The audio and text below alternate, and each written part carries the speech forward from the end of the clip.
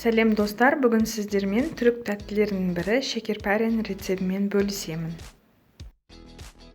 Бізге керек ұн, қамыр қопсытқыш, сары май, жұмыртқа, қант ұнтағы, лимон цедрасы. Електен өткізілген ұн мен қамыр қопсытқышты араластырып, холодильниктен шыққан сары майды үккіштен өткіземіз.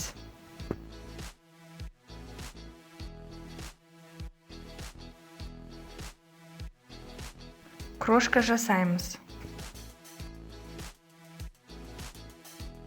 Қант ұнтағын, араласқан жұмыртқаны, лимон цедрасын қосып, жұмсақ қамыр илейміз.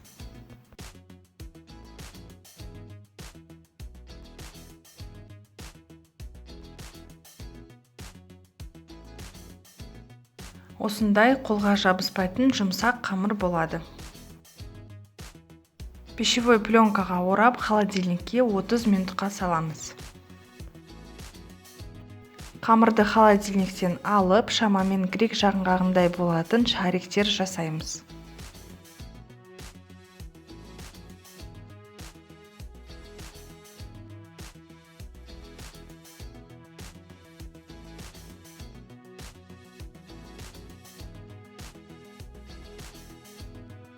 Дайын болған шариктердің үстін қолмен сәл басамыз.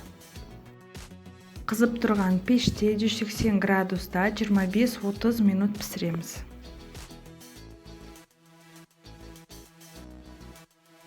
Сиробын жасаймыз. Бізге керек су, қант, лимон суы. Табаға барлық ингредиенттерді салып, орташа отта пісіреміз. Арасында араластырып тұрамыз.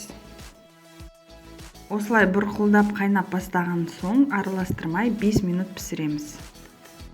Піскен печеньяларды терең ыдысқа салып, үстінен ыстық жаңа піскен сироппен құямыз. Бөлме температурасында суығанша тұру керек, кейін холодильникке 2-3 сағатқа салып қоямыз. Біздің осындай керемет шекерпәрі түрік тәттіміз дайын болды.